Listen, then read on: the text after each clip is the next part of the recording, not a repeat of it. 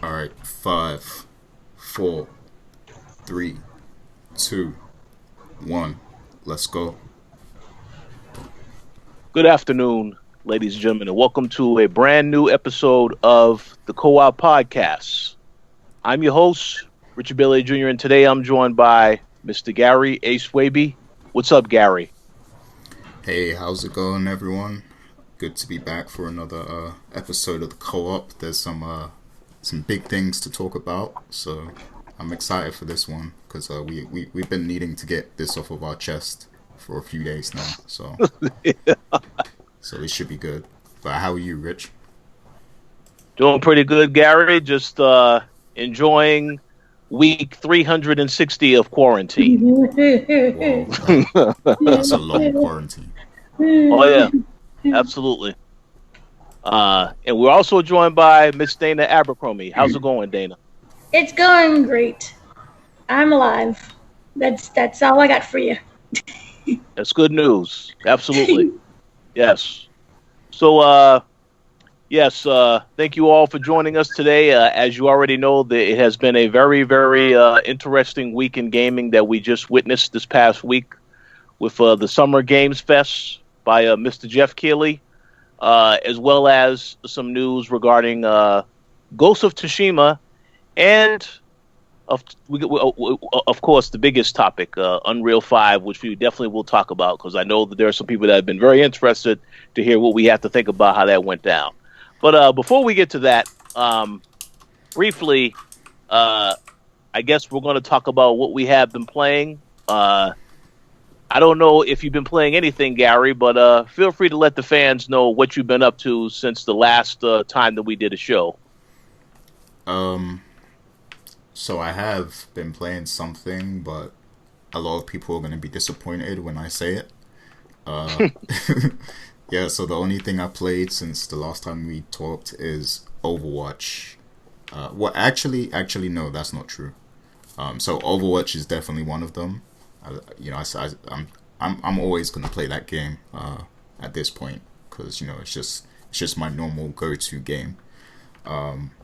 But also I've been playing Streets of Rage 4, which came out a few weeks ago, and actually you and I, Rich, we actually got to play through the game as well. Like we played through all the levels and stuff together. Oh, yeah. And yeah, as someone who grew up on Streets of Rage, 1, 2, and 3. I have to say, I knew that this remake wasn't gonna live up to the original games for me, just because like those games are so embedded in my soul. But this game is decent. It's pretty good. I think the developers, all three studios that worked on it, they did a good job, I think. And I'm happy that they included those retro options so that you can have the old characters, like the old character models from Streets of Rage 1, 2, and 3. And then you can also have the old soundtrack. And you can even change like which food items you get to restore your health and everything. So I appreciate those little details that they added as like for nostalgia purposes. But yeah, it wasn't. It was. I knew it wasn't gonna live up to the originals, but they did a great job, and I have played through the game, quite a few times. I do think it's a bit unfair that there's that achievement where you absolutely have to beat the game with every single character. Because a lot of people like my only complaint is, right, the game is repetitive. So once you play through all those levels a few times, you're gonna get bored of the same thing over and over. So what I think they should have done is they should have had, of course they did have like those secret retro levels, but those were basically just boss battles. Yeah. What they should have done is they should have made every level have well, not every level, but some levels should have had like different paths. So like you have different paths that lead to different levels. So not all playthroughs are exactly the same. Like there's different paths that you can go. I think they should have did something like that, because that's something they did in if you remember, there was actually a Streets of Rage remake which was banned by Sega, but that game was pretty good. Like the remake, like the unofficial remake that was put out, that game was pretty good because they had everything that a Streets of Rage fan could ever want, plus a new storyline and different pathways to different levels and all kinds of crazy secrets and customizable options. So I was hoping that, Streets of Rage 4 was going to be a bit like that remake and have all these different, options, but it didn't. But hey, I think they did a great job, and I would like to see them actually make more games like this, because I miss playing those old school beat 'em up kind of games. And I know there are quite a few on Steam actually, so I think the genre is coming back to popularity. So I hope that we see more, but that's pretty much it. And also, with regards to Overwatch, real quick, I just want to say, because I know I'm going off on a tangent here, but Oh, no, you're fine. yeah, because there's all this hype about Valorant, that new competitive game, and a lot of the top Overwatch players from the Overwatch League are leaving Overwatch. Like they've abandoned Overwatch completely. Like they don't even play it anymore. They don't stream it, and they left like the official esport league of Overwatch to go and play Valorant. Right now, this game Valorant, it's in beta, and it doesn't even have an official esport yet. But esport players are being signed to play this game. So it's like, wow, like how are these people just blindly trusting this game so much? And I've actually watched a lot of footage of the game. It's basically like CS:GO and Overwatch fused together, because you have your abilities and stuff for the different characters, and it's also kind of like the actual mechanics are a lot similar to CS:GO, where you have to be real accurate with the guns and everything. So, I appreciate that there's more competitive and esport games out there. I think that's going to be one of the big kind of subsections of gaming it's gonna become its own industry. Well, it already kind of is, but it's gonna get bigger and bigger, I think, going into next gen. So I appreciate that there's more games out there, and it's also going to make Blizzard fix some of the problems with Overwatch.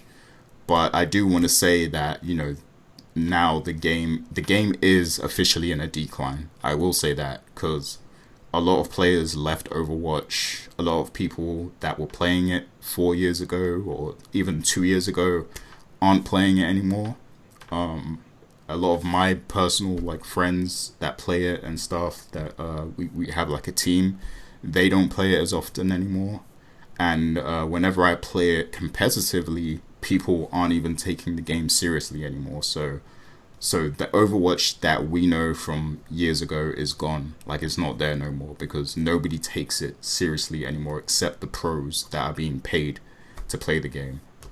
So I will say that officially the game is in decline, and what they need to do is hurry up and put out Overwatch 2 as soon as possible and fix all of the problems that are currently plaguing Overwatch at the moment. So I just wanted to say that, because I did want to do a video about this to expand on it more, and I might still do that, but it just depends if I get the time to do it or not. So yeah, but that's my update for this week. That sounds good. I just want to make a comment, and I have a question in regards to Overwatch and interest dropping off a little bit. I'm pretty sure that will change once Overwatch 2 drops, and then everybody that left the game will be right back to play the sequel. Yeah, I agree. I think that will happen. And I think they need to try and put it out this year, because if they can, because I think they're gonna have more news about it at BlizzCon, which will be in October, I believe. But I think they'll either announce that it's coming, like a beta is coming out, within I guess in the fall it's gonna come out, and then I guess it would come out early next year, like if that were the case. So I think they need to do something like that where we're given the chance to get excited for Overwatch 2, and then it drops soon, very soon after they announce it or whatever. So I hope that happens, and it's the perfect timing as well because you have the next gen console, so they can make the game. This would be a great time to make the game cross-play as well. So I hope they do that. So I definitely agree. Yes. And the quick question I wanted to ask in regards to Streets of Rage 4. Yeah. So I have to ask this question. If Skate was in the game, I'm not talking about the retro version of Skate, but if Skate was actually in the game as a character that you can play from the very beginning, do you think that would have increased your chances of liking the game a little bit more? Well, I have a question for you, but let me answer yours first. Well, probably yeah, because to be honest, I don't like the two new characters they added. The girl that has like the guitar or whatever, she's cool, she's okay, I think. But the other guy, I don't like him at all. And I understand. Jax. Yeah, Jax, exactly.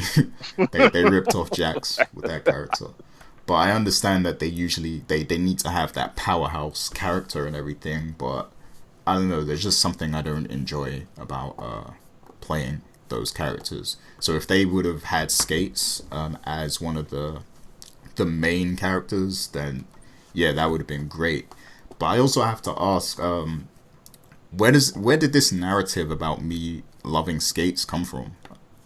Did I say something previously about? Well, that is a great question, and I'm going to defer to somebody who I know will not listen to this podcast, Mr. Carl Daniel, because I believe he is the one that say, yeah, you was a huge Streets of Rage fan. So he alluded to that. But and I thought you said that that was a character that you very much enjoyed. But yeah, I mean, yeah. I do like the character, definitely.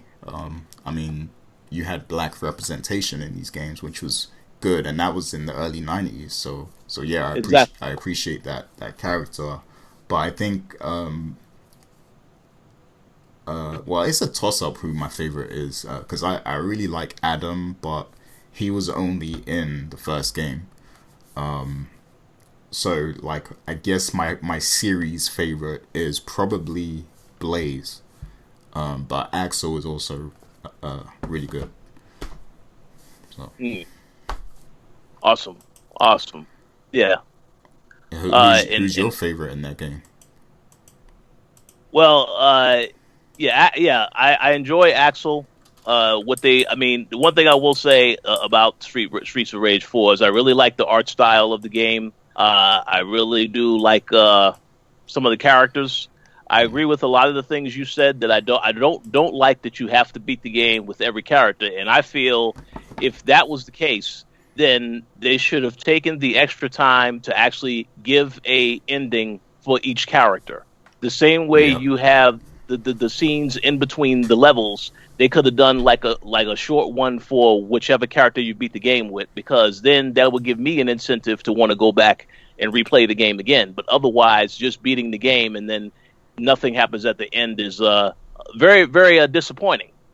You make a great point, like, because the ending is very lazy in this game. Like, they definitely should have expanded on that. Yeah, and I mean, I understand that if they had a particular timeline they wanted to have everything done by, so I understand getting that out, and then of course getting it out at a time like now is great because a lot of people are at home, they're not out, so it definitely is good from that standpoint. But I would say if you're going to have an achievement or a trophy where you have to beat it with every single character, you should give the player an incentive as to why they will want to do that. Now I know you obviously can unlock other characters, and that was probably what they were thinking, which is fine. But I kind of feel like I am a story guy, so I would have loved to have seen, well, if I beat the game where Adam led, this is what happens to Adam after that. If I beat the game with Axel, this is what happens to that character after that. But the fact that that's not there, that is a little disappointing for me. It doesn't mean the game is bad. I just feel that is something that could have been improved upon. But it is what it is. Yeah, for sure. But like you said, I did really enjoy the art style too. I like that kind of hand-drawn artistic style. I didn't know that I was going to like it before, but when you see it in motion, it really is beautiful. So I definitely commend them on that. Absolutely. I agree. Yes. So before I go to what I have been playing and what I've been up to, I'm going to go to Miss Dana Abercrombie. Why don't you let everybody know what you have been up to since the last time we recorded the show? Oh gosh, play-wise, I'm working on a series, which is like a retrospective series. So I'm playing a bunch of games no one plays anymore. It started off with the Disney Infinity line, and also, I'm not sure if anyone remembers the Dorito Crash Course. Oh, yeah. Which was the very first game for Xbox Live on the 360. Wow. So I do remember that. Long time ago. So, been playing those and expecting an article about that soon. Awesome.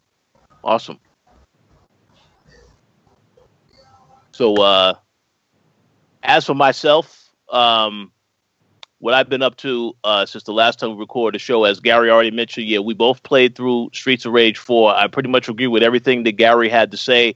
The only other point that I will add, however, is that I think that there is an issue with that game when you play cross-play, depending on what platforms you use. You know, I know Gary was playing on PC and I was playing on Xbox, and the game did have some performance issues from time to time with the lagging.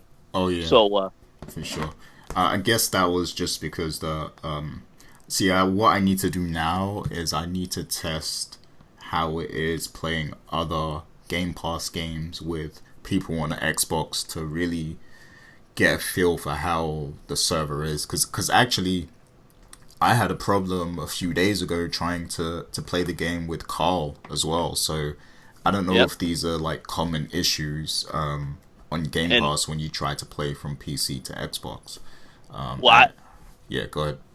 Well, I would like to answer that question right now, because when Adam Vale reviewed the game, and if you haven't checked out his review, I would encourage you to do so. I was playing with him on PlayStation 4, and even we were having lagging issues. So I think this is across all platforms, unless I am false. And then, of course, if somebody watches the show now or later, you can confirm in the comments section and let me know if that's not the case. But if you try to play with anybody online, it definitely lags. So that was the one issue that I had. Now, it wasn't as bad on PlayStation 4. It was definitely worse on Xbox for some reason when we played. But I don't know. Maybe they will address that in a patch, or maybe it's something that can't be addressed because it's based on the internet connection. I'm not sure, but yeah, that's the only point I was going to make about that. I don't know if you was about to say something else about that particular issue. Oh no, well, if you were having the issue and you were playing on PlayStation 4 as well, like I guess it's a common issue with playing cross-platform or something. So yeah, I mean, I don't know. They need to look into that, I guess. Yeah. And by the way, what I meant to say is, me and Adam were both playing on PS4, and we still had the same issue. So you were both on PS4. Yeah. So it might not be. It might just be something that it can't really be fixed because it's based on the strength of the internet connection, the other person's internet connection. I have no idea. But we'll see if it gets fixed. But then again, if you've already played the game, you may not want to go back to keep playing it. I mean, it depends. Yeah, I mean, at the moment, the only reason I would replay it is if I play it with a friend, because that adds to the experience. So Exactly. We'll see. So aside from that, a few other quick things that I have been playing. I went back to a few games in the backlog that I have never finished. I've always been in a position where over the years I would start a game, then I would get busy having to review something for the website, so I wouldn't get a chance to go back to whatever game it was that I started playing. So recently I went back and I finished one of the oldest games, Batman Arkham Knight. In addition, and I also finished Gears 5 as well, finally, because I didn't have a chance to really play through either of those games. So as far as Batman Arkham Knight, I'm going to say like I said before when I spoke about this game on the show before, it's a really good game. Although I think it was a little overkill with the Batmobile combat in the game. I mean, the Batmobile you need to have it in the game for a lot of the missions, a lot of the things that you're doing in the city. And I thought that was a little excessive. To me, the best part of the game was when I got to play as the Joker. I mean, I didn't see that coming. Obviously, the Joker, that whole storyline of the Joker is, still, in Batman's mind because Batman was infected, so on and so forth. So getting a chance to play as the Joker was pretty awesome. That was a great little sequence. It didn't last that long, but then you also had to face the Joker as well. I mean, Rocksteady did a great job on the game, so I'm very curious to see what their next game is going to be. I know that there have been rumors that it's not going to be another Batman game because the Warner Brothers studio that made Batman Arkham Origins, they're working on another Batman game, which I think is supposed to be called Batman Legacy, where you get to play as the whole Batman family of characters. But again, that's a rumor, so don't take anything I say as the truth 100%. But yeah, I heard that they are working on that game. That's going to get announced at some point in time. I don't know when it's going to get announced because the rumors are supposed to come out this fall. So I would think that it's going to be announced like really, really soon if that's the case. But yeah, Rocksteady is supposedly, as rumors would suggest, they are also working on another game in that same universe. I don't know if it's Justice League. I don't know if it's a different type of character. It's not Superman. They've already been saying that multiple times. Nightwing? But I think Nightwing is going to be in the other game.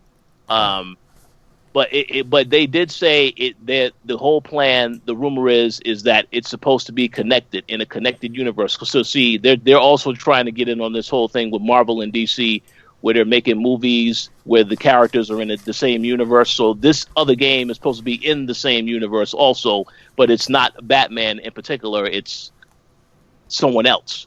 Or that's why I said it could be Justice League. But again, we won't really know until Rocksteady reveals what it is that they're working on. But either way, I can say I'm looking forward to seeing what they do next. I do feel as though it is definitely time for them to take a break from the Batman series. So this is a good game to end off on. But I'm very curious to see what the next project is. And hopefully we'll find out about that sooner rather than later. We'll have to wait and see. But in terms of Gears 5... and I'm not going, again, I don't know how many people have played Gears 5, so I don't want to spoil. I know that you are currently playing Gears 4 with Rams, so I'm not going to spoil anything with Gears 5, but I will say this. After seeing some of the stuff that happened at the end of that game, I am very curious to see how they're going to handle that in the next game, because a rather important decision is made at the end of that game that impacts somebody in the game. So I'm very curious to see how they are going to move that series forward. But I will say that Gears 5, a very good game. But man, if you ever play that game with the AI as your teammate, it is absolutely ridiculously challenging because the AI does absolutely nothing. You are having to basically kill all the bad guys, do everything. And if you can't do that, then you'll keep dying. So it definitely took some time to get through that. It didn't take too long. And I want to assure people that as I was playing the game, I didn't get frustrated to the point where I started beating up my controller, as another person that we know of. I didn't do that, but I mean, it definitely is challenging, even for somebody who is a skilled player. Because I wasn't playing on the easy setting either. I was playing on, I think, the hardcore setting, so that made it slightly more difficult. But it still is very challenging. So if you do get a chance to play the game, I would recommend playing with a friend, and I also would recommend that you definitely play through all the other games, especially if you don't play through the first trilogy, that's fine, but you definitely should play 4 to get you prepared for 5. And as I said, I'll be very curious to see what they do with Gear 6. I mean, it's pretty, by the end of the game, it's pretty clear what's going to happen in Gear 6, but again, based on the decision that was made, I'm very curious to see how they're going to handle that decision in Gear 6, because it's pretty important to the storyline also, as well as the characters that are going to be in that game. So we'll see what happens. But I definitely would encourage people to check it out if they are interested. I thought it was a great game, and the decision to have Kate as the focal point character for that particular game and the next one as well, I think it's a good decision because it gives the series, it brings it in a different direction. We're tired of always seeing Marcus Phoenix and all the other male characters as the lead protagonists. So I appreciate what they did, because again, those characters are still a big part of this game, but the story is centrally focused on the Kate character for an obvious reason that totally makes sense within the context of the storyline. So very glad to see them take that direction, and I'm very curious to see what happens in the next game. But I definitely would encourage you to check it out if for any reason you still have. Yeah, I definitely will once me and Rams get around to beating Gears 4. I guess our plan is to hop straight into Gears 5 as well. So eventually I will definitely check that game out. Awesome.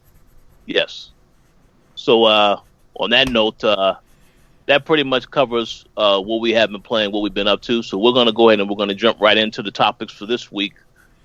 First and foremost, the topic that everybody was talking about as this took place earlier in the week, one of the first of several other announcements, we got the revelation of Tony Hawk Pro Skater 1 and 2 coming back remastered.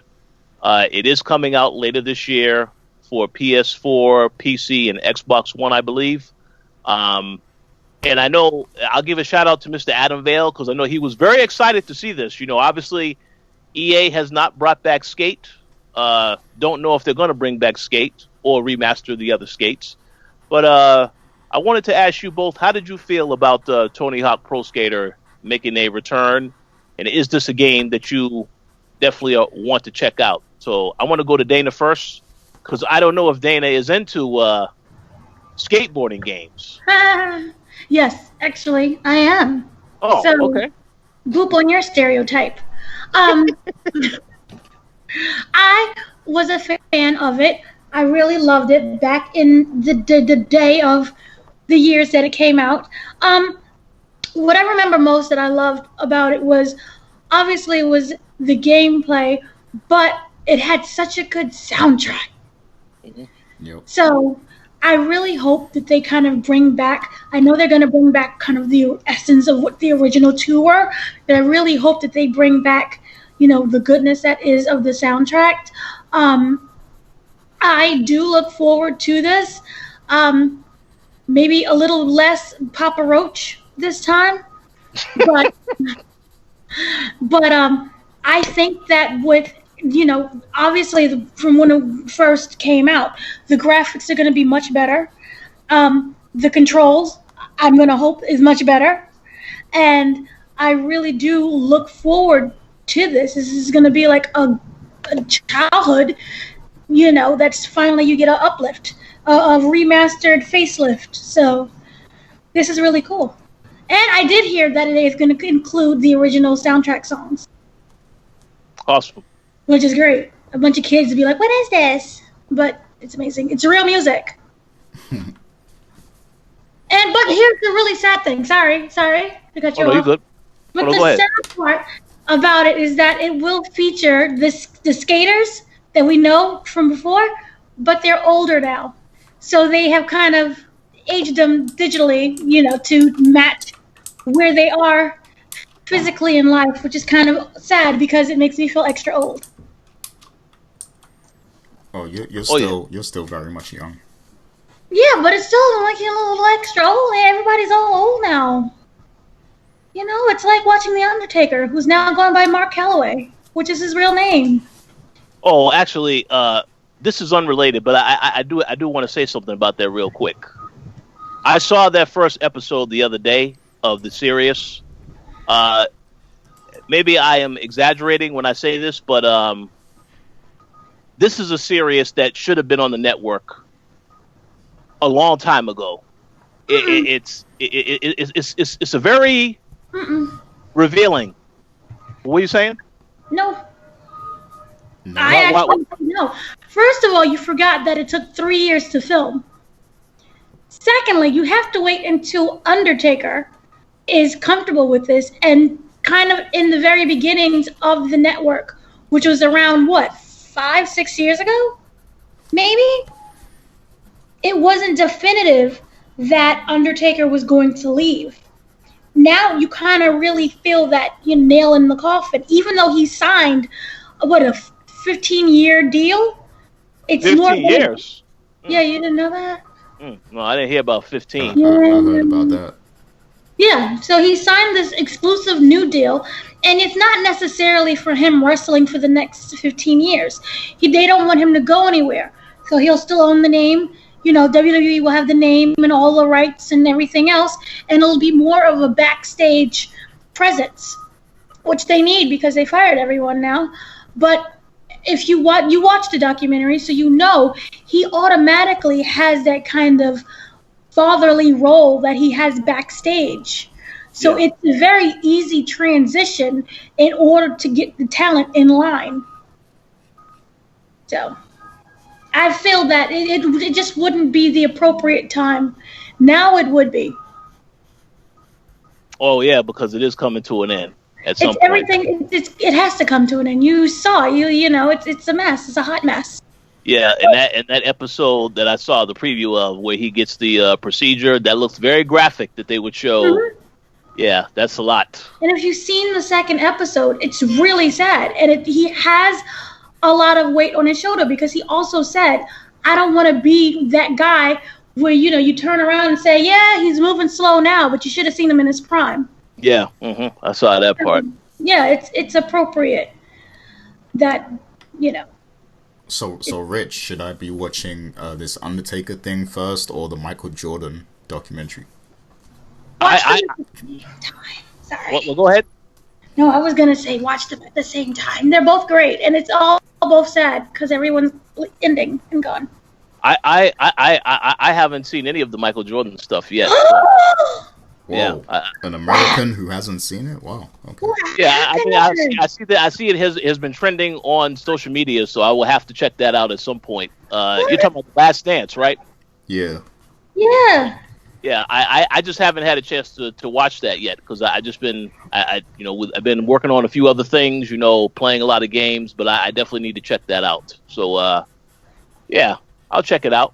But yeah, I agree with Dana. I guess watch both, and I think Dana made some very good points as to why that show hasn't happened, beforehand. Because it is over a series of years that they're following pretty much everything that happened with him between 2017 and 2020. So we probably are going to also see his match with AJ Styles that was at WrestleMania. You'll get more behind details on that. So. Yeah. And it's time. 5 years ago, he wasn't doing it. And if you look just in general with his life, he's on Instagram now, selling random products, and we're like, what the heck is this? So to have that documentary, it would have been too mature. Too mature. Too mature? No, too early. Too early. Sorry, too early. You mean premature? Premature. Thank you. I'm losing words. Sorry, I've been cooped up for so long. I forgot how to talk. Oh no, you're good. So yeah, it just wouldn't work. Okay. All right, I'll definitely check that out in The Last Dance. All right, so I'm gonna shift back to the gaming stuff. Uh, Gary, what were your thoughts on the Tony Hawk reveal? Is this something that you're looking forward to getting, or was it not as exciting as in announcement as you was expecting? So I actually didn't see like if there was a trailer or anything like that. I completely missed it because, like you said, Rich, Yeah. we both been busy doing things. So I didn't catch that. But just hearing the fact that they're doing the remaster is great to me. Because whoa, there's an echo. Hello. Okay, it's better, I think. Yeah, so like those games meant a lot. Like for a certain period in my life, like that game was very relevant. That was like around my late teens and like my second from last year in high school. So yeah, like those games bring back a lot of memories, and also I hope that they eventually remaster Tony Hawk's Underground 1 and 2 because Tony Hawk's Underground 1 is definitely by far my favorite Tony Hawk game because that was, it brings me back to a period in my life because that, like, I was very sick around that time when it came out, and I would just play that game repeatedly, and I would just lose myself in that game trying to get the combos and everything. Like so that game brings back memories, and I think that's also my favorite soundtrack of the series, the Tony Hawk's Underground. They had some classic like hip hop songs and stuff on there. So yeah, I hope they get to remaster that one also. But yeah, these games, like, they were great, man. I'm not sure why the trend kind of died out. But it's good that it's coming back now, and I'm wondering if like these games coming out again is actually gonna make people want to skateboard more again. Because there was a period like, because skateboarding has always kind of been like a niche underground kind of scene, but when Tony Hawk was out, a lot of people were getting into skateboarding just because it was popular. But then it kind of like died down, and now it's kind of underground again. So I want to know if like these games are gonna boost the popularity of skateboarding again. So, but yeah, I can't wait to play them again for sure. Oh, and I pretty much agree with what you both had to say. The only points that I would add is it definitely feels as though that there is renewed interest in skateboarding games. I know last year there was a game came out called Session. This year there actually is a game also coming out this summer called Skater XL. And all of this was out before we knew about the Tony Hawk stuff. I also think it's a very smart decision that the company that was working on this game, I believe it's I don't know how to pronounce them correctly. Various Virations, I believe, or Vicarious Virations. But these are the same developers that worked on the Crash Bandicoot remaster, or remake, if you will, recently. So to have them working on this, they already have a proven track record of doing really good at these types of games, bringing back these remakes or remasters. So I kind of feel like this is going to definitely be successful. So I wouldn't be surprised if you do see the other Tony Hawk games. What I am hoping is that this will put more pressure on another franchise to return, Skate, because EA has known for a while now people want another Skate. And I don't really think that they're working on Skate 4 right now. So I would hope that it definitely encourages them to pursue that franchise again and do something with that. But I don't think that's going to happen. I'll have to wait and see. But Tony Hawk coming back is awesome, for sure. You'll get a new Skate when I get a new No Mercy. So that means never then. The shade of it all. Yeah. Well, we'll see what happens. Hopefully, let's remain optimistic, I guess, and see what happens. But yeah, I mean, I think it's a great decision to bring it back. I I must admit that I don't really know, and I'm just going to be honest. I don't know yet how much of this I will play because it is coming out the exact same month as another game that I have been waiting to play called Cyberpunk 2077. So now it's coming out before that. Granted, I think it's about like 1 or 2 weeks before that. But if the Cyberpunk game is not delayed and it actually is coming out in September, man, I don't know how much time I'm going to spend in this game. It all depends. But I definitely am going to make time to check it out because I'm curious to see what all they have done as far as bringing the franchise back. But yeah, man, it's a lot of great games to look forward to.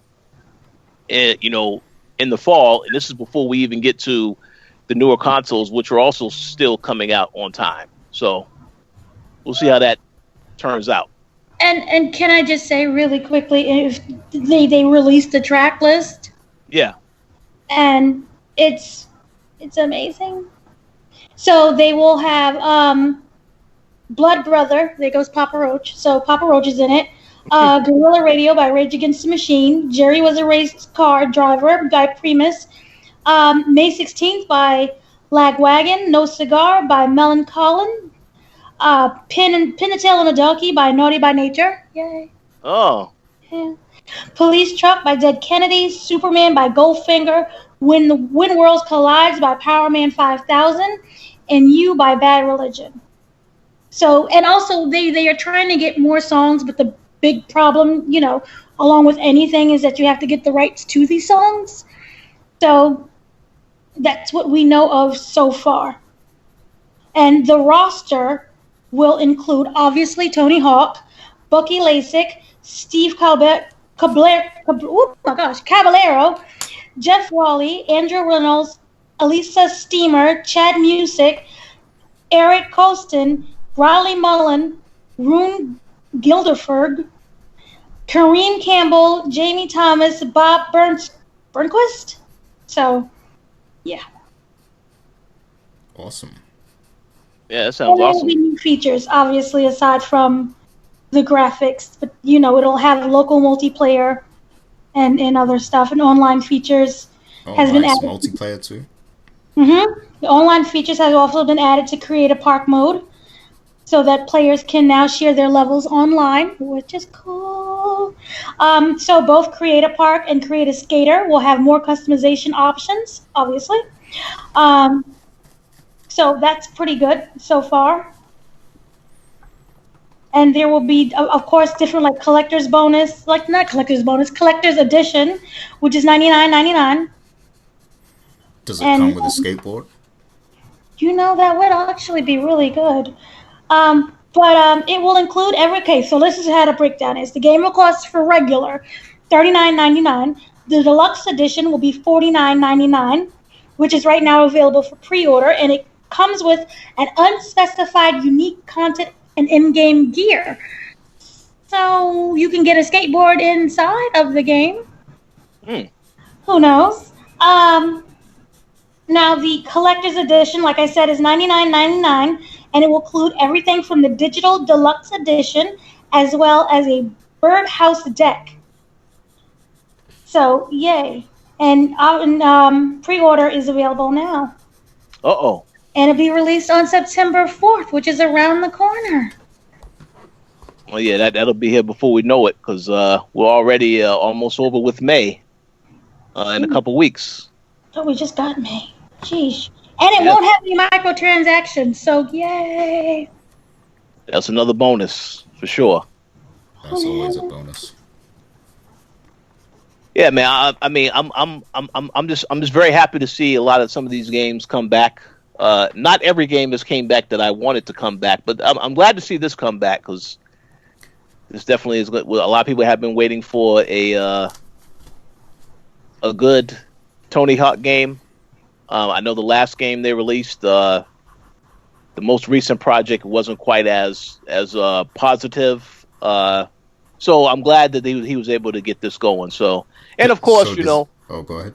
Oh no, and of course, I let's also say a happy belated birthday to Tony Hawk because this news was announced on his birthday. Oh, happy birthday to him. Yeah, I thought that was a nice little honest. Awesome perk. Really. But no, go ahead. You were saying something, Gary. You was asking something. Oh, so does this mean that we might actually get a new game in the future, like a modern Tony Hawk game? If he's still living, yeah. Yeah, I think it all depends on the sales. I know there was rumors that there might be another Crash Bandicoot.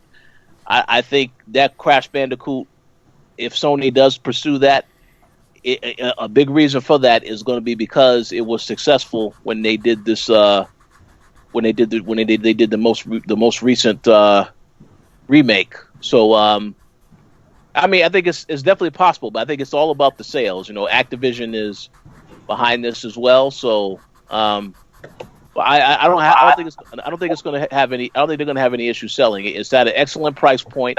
It's 2 games in the collection as well. So yeah, I don't think it's going to have a problem selling at all. No, and then you also have to remember the kids that grew up playing the original are now in their 40s, 30s, whatever, and they have their own bank account. So this is something that's really nostalgic, and this is gonna. I think it's really gonna be perfectly fine when it comes to sales. Well, I agree. Thank you very much for age shaming me, but But you still look like you're 15. Uh-oh. yeah, that's true. That's so true. It works. You're gonna be fine. I believe in you. Thank you. Absolutely. So, any other thoughts on Tony Hawk before we move to the next topic? There will be secret locations within the game. Oh, okay. So, yeah, that's awesome. Is that going to be like in Streets of Rage 4, where you can face some of the older vintage bosses? It better be a lot more than that. Uh-oh. Around here. You youngin'. No, but that's awesome though. I am legit happy that, and again, I'm very happy for the developers working on this, because they've done very good for themselves thus far. So this is only going to make them look even more impressive that they are bringing this back in addition to what they've already done. So let's see what happens. So check out Tony Hawk September 4th. You said, correct? Yep. Awesome. Okay, let's move on to the next topic, because this is going to be a very controversial take on this particular topic. I know last week, this happened the day after the Tony Hawk reveal. Let me go back to this first. After the Tony Hawk reveal, we saw Jeff Keighley sending out a lot of these tweets talking about, we have the biggest announcement of the summer, one of the most important announcements of the summer tomorrow. So make sure that you set your alarm clocks and get ready for, what we're going to be showing tomorrow. So I know at that point, and then in that same tweet, around the time of that tweet, he was sending out tweets talking about asking people what are their favorite PlayStation 1 games. So I think a lot of people saw that tweet as well as all the other tweets that were coming out, and they said, so are we going to get some PS5 type of announcement on the next day? So fast forward to the next day, and what we actually got was the unveiling of the Unreal 5 engine running on a PlayStation 5. Gameplay footage.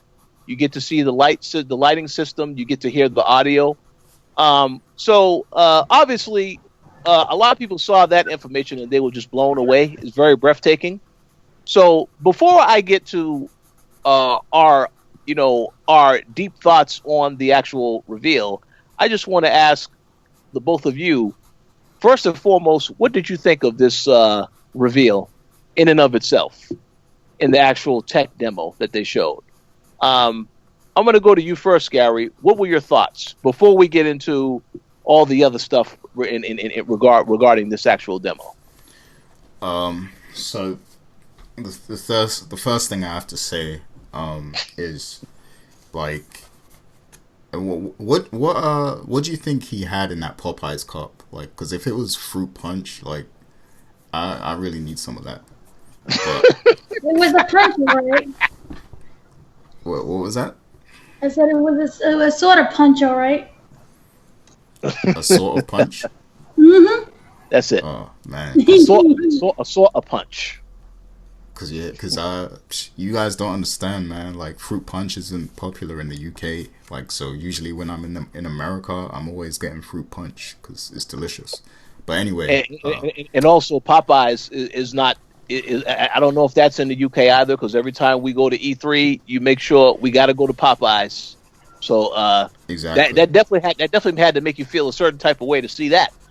Oh yeah, that brought back memories. I know you know which memory too. Oh yeah, yep. I'm pretty sure that our very good friend Gary Glass also knows what memory that you're talking about. Yeah, Yeah, yeah, he knows. yeah.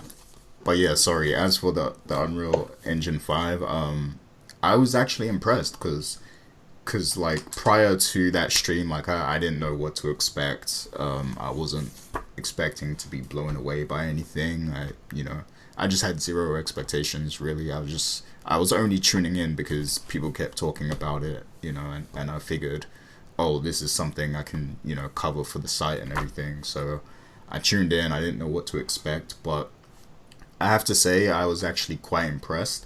And I know that we usually get these Unreal Engine tech demos at the start of a new generation or whatever, but this one was actually impressive because it's showing you the new things they can do, with the engine that's going to definitely enhance the next generation. So to me, it looked like much more like we were being shown much more of a significant leap than we were shown when it came to PS3 to PS4 and Xbox 360 to Xbox One. Like, because I don't remember seeing any significant leap when we were transitioning. Like, I didn't really get the sense that anything was, going to be like seriously different.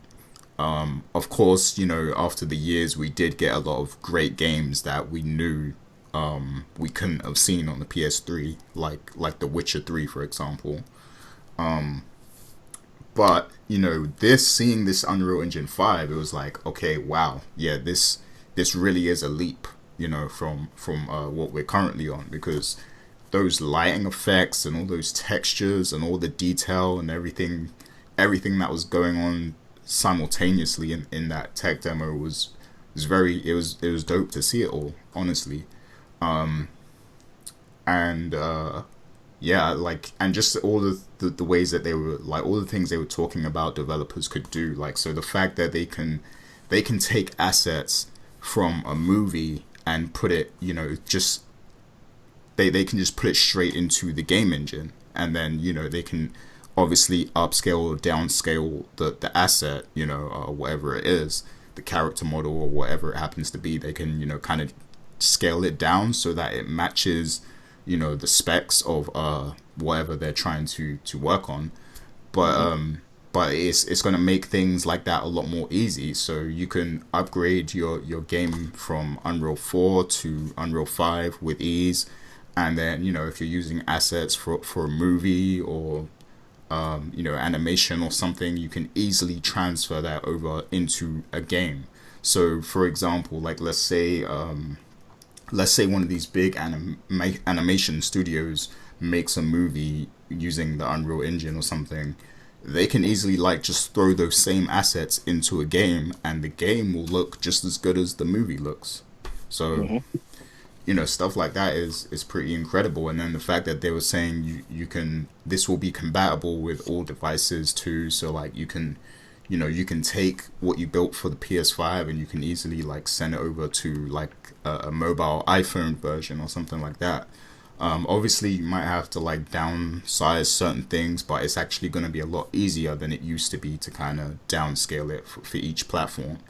So stuff like that is very good. How they explained the nanite technology and all that, like that was very interesting. Because I feel like gamers don't always really they don't pay attention to all these technical aspects of video games often. And I saw a lot of people like, oh, we don't want to see a tech demo, we want to see an actual game. And a lot of people were mad that what they showed wasn't an actual game because it looks like one. But sometimes I think it's you should show some appreciation to the work that goes on behind these games, because it is a lot of work, and it's a talent, and it takes a lot of skill and a lot of attention to detail. So we should take a moment to just appreciate that. Oh yeah. So yeah, I actually liked the stream, to be honest. That's pretty much all I got to say. But also, one thing I wanted to point out as well is they said this is coming out next year, so people will be able to start developing on Unreal 5 in 2021, which means we probably won't see a game that's running this kind of, in like super detailed technology until like 2 years after that or something. So it's going to be a while before our games actually start looking like this. But what was you going to say, Dana? No, I was just going to say I don't understand the criticism for them showing the Unreal Engine 5 when this is the thing that runs your game. So you can't have, you cannot have, you must have appreciation for the thing that helps run your game. Or else, what's the even point of playing? So I just didn't understand that criticism. Yeah, exactly. Like I mean, so what if this isn't an actual game? Like this is showing the potential of the systems, and that all people have been crying about lately is, oh, we haven't seen PS5, we haven't seen anything, about next gen or whatever. Like that's all people have been crying about. So you're showing a tech demo that's next gen. Like, so why are you complaining? If we were in normal circumstances, you wouldn't see anything until June anyway. Yeah. That it feels to me like I'm gonna make this comment, then I'm gonna go to Dana. It feels to me like that tech demo was something that you probably would have saw if you went to GDC, but GDC didn't happen, so that's why you're seeing this now, as opposed to the stuff that you will see at E3. Now, I still think you're going to get the PlayStation 5 reveal event in a couple of weeks.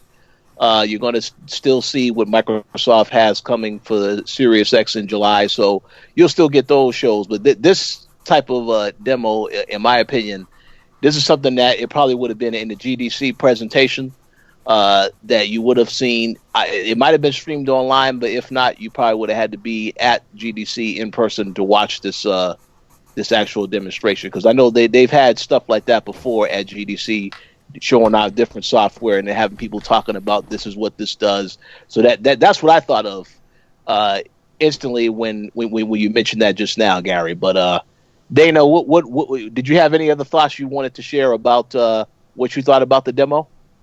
I thought the demo was fantastic. I was surprised I got very excited over shadows and lights. No, it's just really great. I kind of wish they would have shown like a video package of the technology since PlayStation 1, for example, all the way until like the Real Engine 5, so that we can just see how far we've come. Yeah. But other than that, I thought it was amazing. And what I truly love is about the fact that you play video games in order to get immersed in that world. Like when you heard Gary speaking about Overwatch, there was a tear in his eye about knowing. And I truly felt sad. So you see that Overwatch is his child, it's his baby. And, being able to fully immerse yourself into a game, you need the proper technology in order to do that. And with this, it really does look like a movie. So yeah. I am looking forward to it, in 2023 when we actually get to play the games that'll use this technology. Oh yeah, absolutely. And yeah, I mean, I agree with a lot of the points that have been made.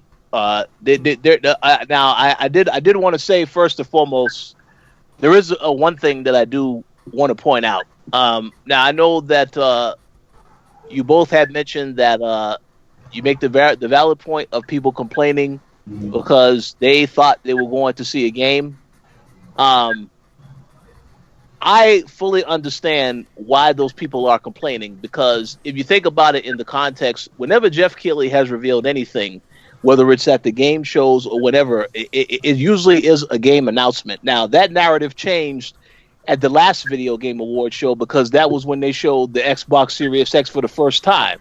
And that wasn't really a game announcement. That was, system is coming, fall 2020, you get a teaser of some stuff that's coming to the console. So that completely changed. So, but I think that people, when they heard that there was because if they look at the fact that the day before we got the Tony Hawk reveal, so when they saw this that there was another announcement coming, I totally understand why they thought, okay, this is a game that's going to get announced, but instead it was a tech demo. So I understand why there was some people that was a little annoyed about that.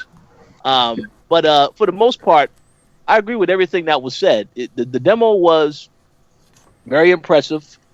I do agree 100% with what Dana said. It would have been great to see like a video of this is what was done in Unreal Engine 4, and then to explain now this is what we're doing with 5.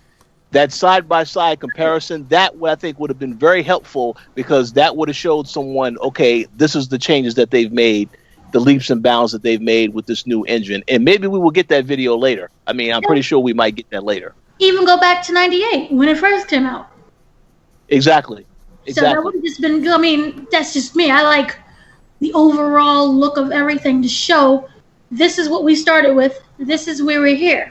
We started from the bottom. Now we're here. I agree. 100%.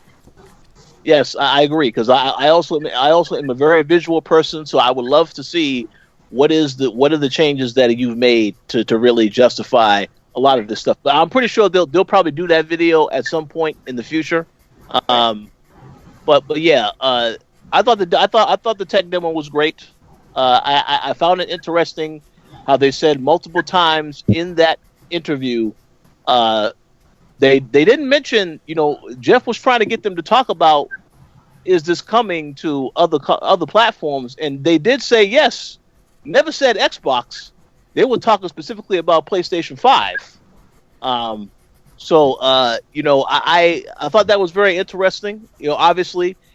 So, but my thing is the other part of that whole reveal, and this is the one thing that I think a lot of people have been talking about very heavily, is that after seeing that demonstration, they were so happy to see that, and they gave a lot of credit to PlayStation because they're thinking about when Xbox had that event a couple of weeks ago, and that there wasn't hardly any gameplay in any of those trailers that Microsoft showed. So they was especially hyped because of that, because they said this is what we're getting with PlayStation 5, and this is something that Xbox should have tried to do. Because our very good friend Anthony Frazier, we had this discussion with him the other day. He said the same thing, that this is something that Microsoft should have tried to do at their show, because it would have been important to show something like that. But hey, it is what it is. I think it's an excellent move for Sony to show give an idea of something running on PS5, even if it wasn't an actual game.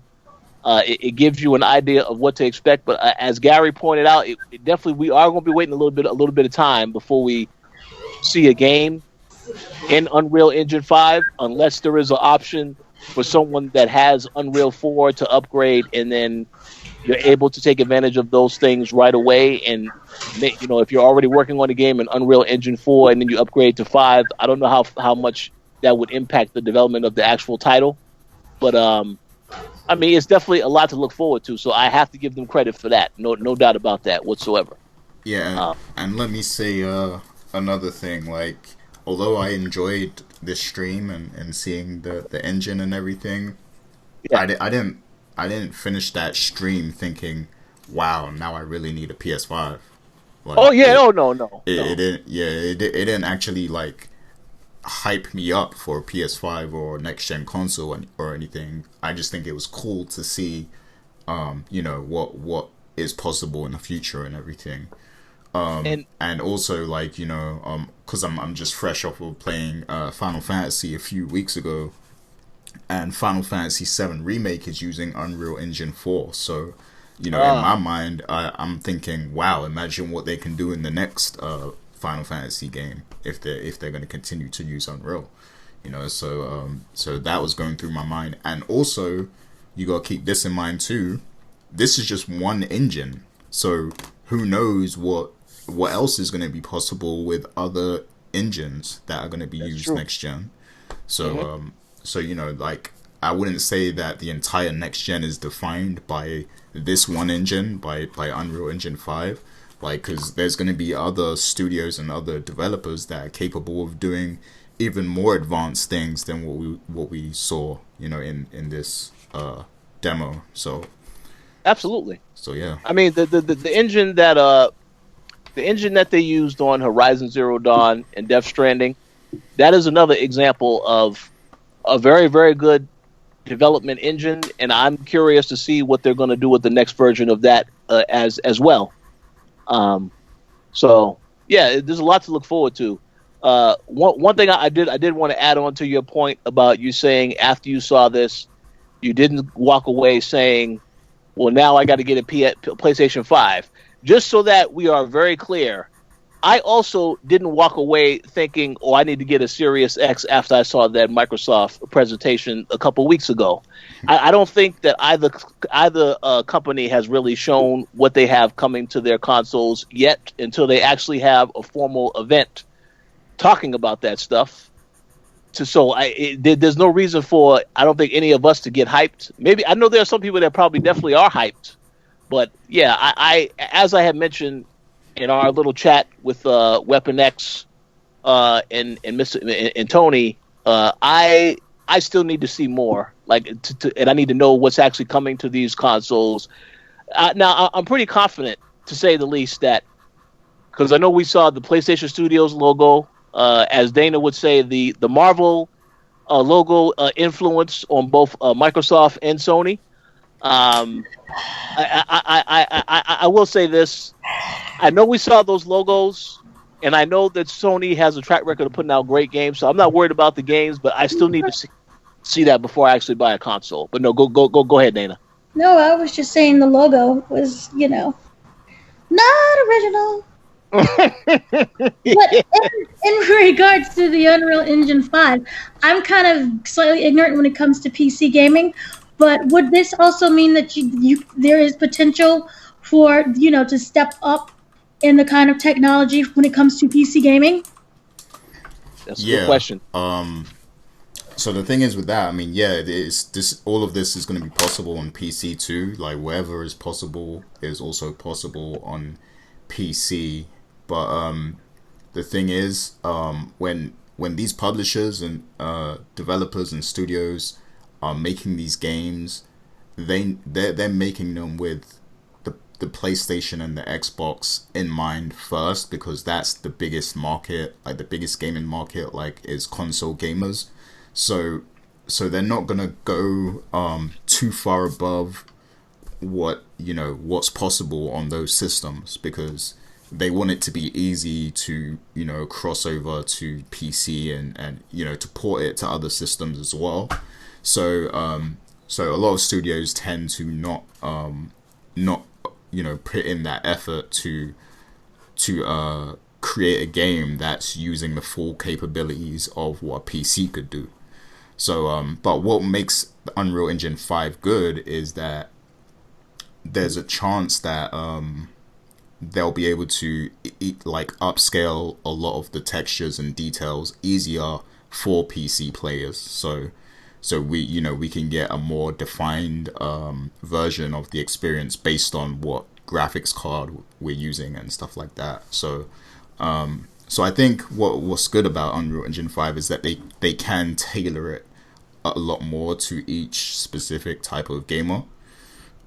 So that's a good thing. And you saw how they were talking about they want they want gamers to have a unified experience. They want gamers to be able to connect no matter what platform they're on and stuff like that. So I think their vision is that they want, you know, all gamers to be able to experience these games like in an equal kind of way.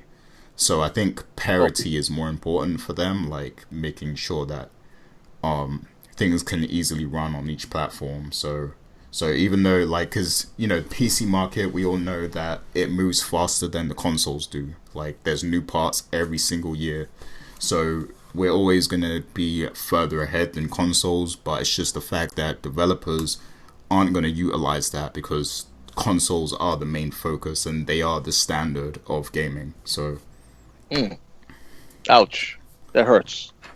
But by the way, let me just make another quick comment. They did say in that presentation that Fortnite, that's another game that you like, Gary. That's also coming to PS5 and Xbox Series X. So that'll probably have the engine. It said it's the first game that will have it. Yeah, so see, that's something you can look forward to, Gary, because I know you very much enjoy Fortnite. So. Oh, hell no. And then now you'll have friends that have left you off Halo. You can now play on Fortnite. No, I'm good. It's okay. Yes, absolutely.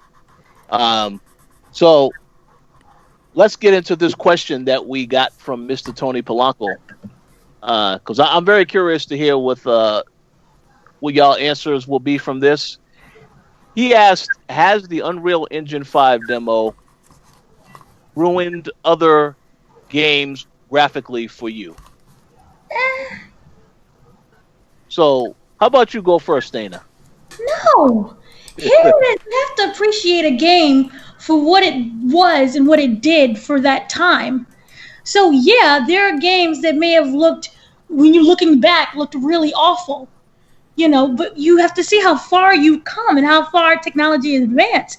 But at that time, we were all like, oh my God, remember Laura Croft and she had like the triangle boobs? And everyone was like, oh my God, this is amazing. So no, you have to appreciate what they put out for that time. So I agree. No, not at all. I agree. That's a very good answer. And now, Gary, as somebody who always plays games on PC, prefers PC, you know, the PC runs better, you know, all this other stuff. What is your response to that question? No, it hasn't ruined other games for me because the thing is, like I'm not as, maybe there was a point in time when I was kind of a graphics whore, but I'm definitely not now.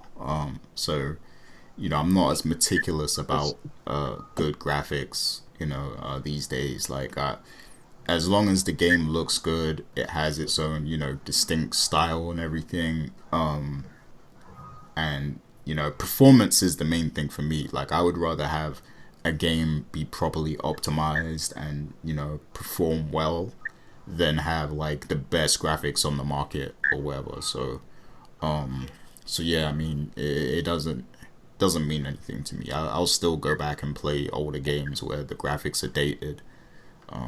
So yeah, that's my answer. Okay. Another very good answer. And I think all three of us are in agreement that it definitely hasn't ruined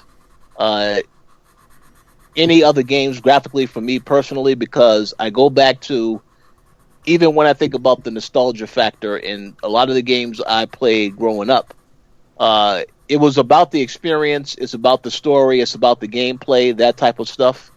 Graphics, you know, obviously, you know, I love graphics in video games. You know, my degree is in film animation video, so obviously I'm an art guy. I love the artistic design of things. But at the end of the day, if it's a great concept, a great idea, the gameplay is on point, I think that is a little bit more important to me, and especially the narrative in the game. I think that stuff is even more important to me than the graphics in some regards. Now, with that said, I will say that was an impressive demo. Dare I say, maybe one of the most impressive things that we did see. But again, when we get into the next topic, I have a lot to say about that other game that we saw this week. But yeah, overall, I think there's a lot more to the game besides the graphics. Like I said, the storytelling, whether it's the music, the voice acting, all of that stuff plays a role in the experience. And I would say I would definitely go back to play games that I played on, whether it was 360, the original Nintendo, the Sega Genesis, the Sega Saturn, all of those consoles. I would definitely go back to play those games still, even though they may not look quite as great. It's because I remember them from a nostalgia standpoint, and I really enjoyed something about that game besides the graphics, which made me play it in the first place. So definitely hasn't ruined anything for me. But I am very much intrigued to see where they take this engine and what games we start to see as more developers get their hands on the actual software. Yeah. I have a question. I was wondering. Yes, sure. Now, remember when we played the Marvel game back last year? Gosh, it was so long ago. What, Spider-Man? No, the actual Marvel game that's coming out. The Avengers. Oh, yeah, the Avengers. Yeah. Yeah. I was kind of wondering, when you saw the logo that it had, the PlayStation 5 logo that kind of blatantly ripped off Marvel, do you feel that that's going to be their main game? Like they're going to really go out there and push the main one? You're talking about the Marvel Avengers game? Yeah. The fact that you have the Marvel Avengers game, and then you have the logo that we also are for PlayStation. Oh, I see what you're saying. That's a really good question because knowing that, Sony, they own the rights, they own the Spider-Man rights. Mm-hmm. So I do not think it's impossible to think that they could have some type of DLC for that character, but again, this game is cross-platform. This game is going to be on Xbox also, right? So they don't completely own the rights to the game, but I do think they can have some type of marketing deal with Sony, and they can definitely have Spider-Man in that game at some point. I think they're gonna have Spider-Man as like a exclusive character for PlayStation. Yeah, because I'm just wondering because the logo and then the game. I know it's still on track to release on September 4th. Yeah. That's the same day as Tony Hawk. Mm-hmm. Oh wow, that's a lot. That's a lot of games coming out. And remember, they said they expect this game to go on for at least 10 years. Oh yeah, because this is the Destiny type of game with the armor and stuff. Yes.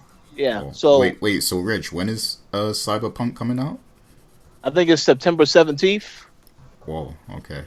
So I think you have like a couple weeks. I don't know if that date has changed because I'm not looking at the computer right now, but it is in that window. Same, 17. Okay. See, so yeah, it's a lot to play in September, provided nothing gets delayed. But I did want to say that is a really good question about that whole thing with Avengers, because even in the actual Spider-Man game, you go around the city. And there are definitely references to the Avengers in that game. So if they did do that, if they did do a deal like that, that'd be very smart for Sony to actually do that. I'm pretty sure that is something that they may announce, soon if that is the case. But it totally makes sense for it to happen because they already have their Spider-Man game, which did very well, which they are making another sequel to, and they already allude to a lot of Marvel characters in that game right now. So it makes sense for them to actually have Spider-Man show up in this game. But yeah, we'll see. I wouldn't be surprised if there's like an entire storyline of Spider-Man in that Avengers game that you can only get on PlayStation. Yeah, something like that. That'll be great. That'll be great, and that would definitely sway people to want to get the game on PlayStation as opposed to Xbox or PC or Google Stadia for that matter. Yeah, 2 people will get it there. And also, remember, Square Enix did say that they will announce new titles on an individual basis. So I just kind of wonder, with September fast approaching, You know how. what? You just reminded me when you said Square Enix, because they are involved with this game. Nah. Yep, and they was involved with Final Fantasy. So yeah, it totally makes sense now you say that. So because that Final Fantasy VII Remastered, that remake is only going to be on PlayStation 4 for I think about a year or so, or a little bit more than a year. It's longer than that actually. Before it comes to anything else, if it comes to anything else. Right, So, and also it was pushed back because September 4th was not the original date. But see? as of now, it's still set for September 4th. But we don't know because, with shipment and the stuff that we're going through, anything is possible. That's a very good point. We're definitely going to have to revisit this because I just want Daredevil. Give me Daredevil, it'll be fun. I'm sure he'll be there. Hey, anything is possible.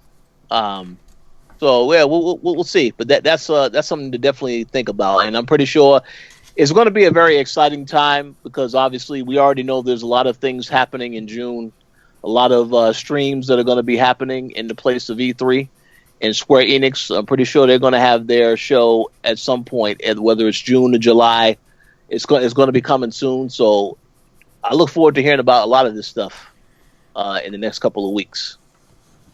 So we'll see what happens. But a very good question by Mr. Tony Polanco. Yeah, I just want to say as well, since he asked us that question, I'm gonna definitely drop a question for throw down your questions. I'm gonna. Oh yeah, tonight. Yeah, tonight. And I maybe that's a question that he should answer if they didn't already answer it. But I don't recall them. They spoke about it in length, but that's a very good question. So, yeah, we definitely got to drop him some questions for Throwdown later on tonight, for sure. So, any other thoughts on Unreal Engine before we move on to the next topic? No, it looks really great. I appreciate it. I just don't get really excited because it's going to be a couple years before we can play anything on it. Absolutely. So like 2023 as it was kind of floated before. Well, I will say that we'll probably get to play Fortnite with Unreal 5, but that's because it's their game and they can easily do that. But for other games, yeah, we're not gonna see that for a while. I know you're really happy about the Fortnite thing. No, not at all. You brought it back up again. No, you're the one that watched the Travis Scott concert. That was a good concert. Do not knock that concert for it being in Fortnite. That was a darn good concert. I just want to say this. I'm not a Travis Scott fan, but that was a brilliant idea to do that concert. I've heard a rumor that other artists are going to consider doing that as well now because this has been done.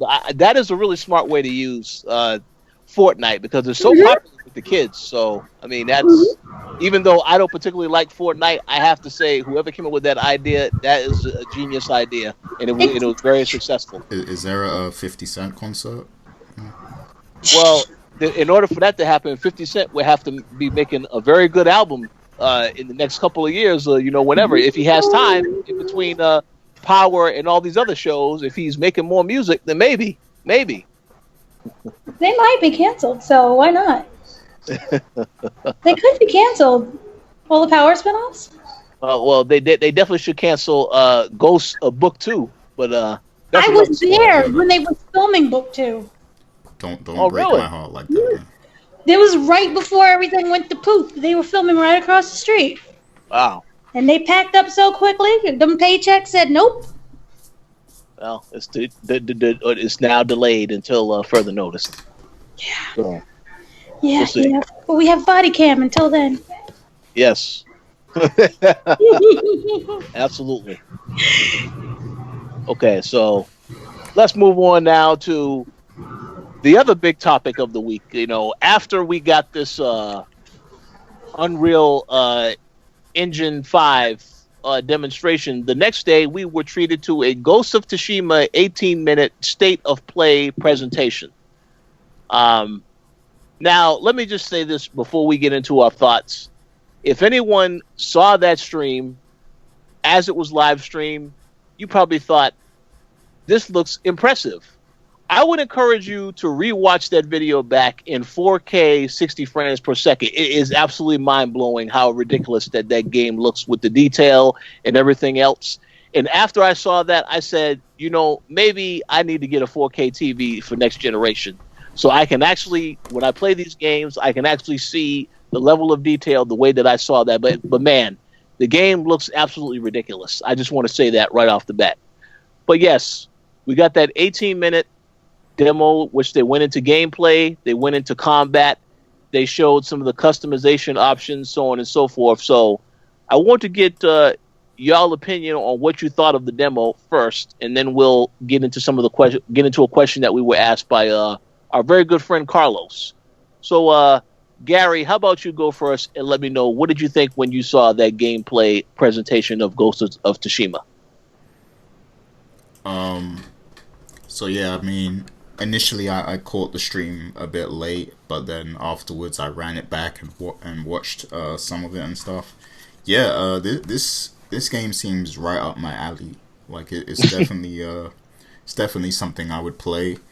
I really like Japanese culture and everything, and the whole samurai setting. Some of my favorite animes and mangas are set in that time period, samurais and stuff like that. So that definitely intrigues me. And, seeing the gameplay and everything, it looks dope. I like that you can customize the character and everything like that. And yeah, I mean, I have more to say, but I'm going to wait till we get to the question. But yeah, like this looks like a great game, and it definitely made me want to play it more than before I saw this footage. So so they did a good job with that. So yeah, I'll be there day one. Well, that's good. That's good. Okay, Dana, what did you think of the Ghost of Tsushima gameplay demo? Thought it was the most beautiful thing I've ever seen. Whoa. I was so locked into just how it looked, how you had the wind, and the grass is just swaying, and the trees, and you had like the movement of the cloth.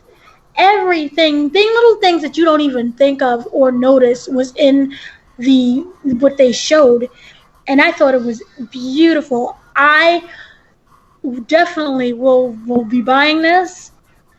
If possible, I would stand online right now until it came out. Yeah. I thought it was absolutely gorgeous. And, I know that we complained before that, oh my God, we didn't get any gameplay. This was like, you want gameplay? Here's gameplay. Shut up. So it was beautiful. Everything about it was gorgeous. Yeah, and I definitely want to play this game a lot more than Last of Us 2. You can't say that. I'm sorry, Dana. No, be you. It looks better than Last of Us 2, but be you, say that, hurt my feelings. Oh yeah. That's all right. You'll still go back to Fortnite. I know a lot of people are looking forward to Last of Us 2, but yeah, we'll see about that. And they did release a lot of new details of what we can expect, because remember, it is open world. Mm-hmm. So they can have the guiding wind to navigate. Also, players can use the horse. If they have the horse, they can call it when needed. It's not clear, though, if this is unlocked in the game. Bamboo and Yeewood can be picked as a resource in the environment. So it's a lot of things. Yeah, it's a lot of things to look forward to. You can stop and navigate points of interest. You can go through the abandoned homes. This is beautiful. Absolutely. And yeah, my thought when I saw this is that it brought me back to the last Sony conference that we attended at E3, the same conference where they had The Last of Us inside the church setting, and then we got moved to the stage area, to this other area where there was a guy playing flute. I know a lot of people had a lot of jokes about the guy playing flute, because that was entertaining. You know, I don't know how it was for watching from home, but I know there was a lot of people, they had jokes about that flute thing. It was terrible. Yeah, but then they showed the game, and I was like, and the thing is, I recall I saw the Last of Us 2 trailer. You know, the trailer where Ellie's dancing, and then you get to see her killing all these people, and I thought that looks impressive. But then right after I saw that, I saw this, and I said, man, this game, I'm a hell of a lot more interested in this game than Last of Us 2. Not because Last of Us 2 is bad. Last of Us 2 looks incredible. But the thing is, we've already played the original Last of Us. You have an idea of how it is in terms of the gameplay, the combat, and stuff like that. So that felt like it was an experience that I've already had, whereas this feels like a completely different experience. That was why when I saw this game, I was like, oh, this looks impressive. This is a game to keep my eye out, to keep an eye on. Then once I see the presentation on Thursday, I was completely blown away. And that was it. I said, just like you, Gary, I said, this is a game I would definitely pick up day one. And it's also because of, you look at a studio like Sucker Punch, all the games that they have worked on have been quality titles for the most part. Infamous Second Son, which is a game that actually, when I got my PlayStation 4, that was the very first game I got a Platinum Trophy in, because I wanted to go back and play it from both the evil side and the positive side to see how the story was different, and that was actually in there. So that game, I already knew. They already had me sold when I knew they were working on another game. I didn't know what it was, but when I found they were working on this, I said, oh, this is something different from them. I'm very curious to see how they tackle this. And yeah, everything we saw in the gameplay trailer was fantastic. As Dana alluded to, it looks breathtaking visually. All the animation, the movements, the graphics, all of that stuff looks amazing. It just, you really have to take a step back and look at that. And if you look at it in 4K, it's just, wow. That's all I have to say. The combat looked fantastic as well. And, you know, it looked like it's very precise. Like, you're going to have to master that. And that's something that I don't know if people are ready for. They may feel a little intimidated by, but I think it's enough where you can definitely learn it and jump on it, you know, fairly quickly. But, you know, we'll see once we actually get a chance to play it. But without a doubt, for me, this was the highlight last week. I was impressed by the Unreal 5 presentation, obviously. But if you're talking about what I am impressed enough that I want to play now, this is definitely what I'm ready to play right now. There's no doubt about that whatsoever. So, great presentation. Now, were there any other things that y'all wanted to talk about with this game before we get into the question that Carlos submitted? Well, shouts to Adam Vale, who's in the chat right now. He said he said this game didn't wow him. Literally, he's just not impressed with anything in life. Well, no, Adam said he's looking forward to Tony Hawk. That's the day one for him. That's because he's okay. Let me shut up. So it sounds like you gotta have a conversation during the next WrestleCast. Oh no. Older individuals would be excited for Tony Hawk because it reminds them of their teenage years. Uh-oh. Ooh. Yeah, I mean, the thing is, it's. I understand it's not going to be a game for everybody, but I definitely have to say I appreciate what they have gone into as far as doing this, because again, this studio primarily they don't really make. They make the open world games, but they've never really taken this approach to the open world game where you're tackling a different time period, a different concept entirely in terms of the setting, the characters, so on and so forth. So, and then of course, one thing I also thought was cool about that presentation, where they show there actually is also the black and white mode that you can use. paying homage to the actual films that were made, in that type of a setting. So I think that shows me that they really love the subject matter. They really love this type of stuff. So I definitely want to check it out for those reasons. And again, it is something different as opposed to a game like The Last of Us, where we've already played The Last of Us 1. So The Last of Us 2, yeah, there's obviously going to be some stuff that's different about that game. But from the gameplay perspective, it looks like it's the exact same type of experience from that perspective. Just a lot more brutal, I guess, with people getting, decapitated and all this other stuff. But some of that happened in the first game, too. So, and also, when this game comes out, expect Twitter and all of the social media accounts to just be inundated with the photos, because there's the photo mode where you can control the wind. Oh, and, yeah. You have the different songs that's playing, and you can pick what to use, and the players can collect flowers to change the color of armor. So, yeah.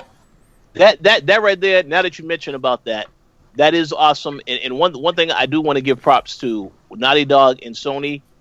It appears to me that Sony they're starting to learn their lessons about some of these features, because that photo mode, if you notice the last couple of years, whenever Sony releases an exclusive title, they all don't have photo mode available from the very beginning.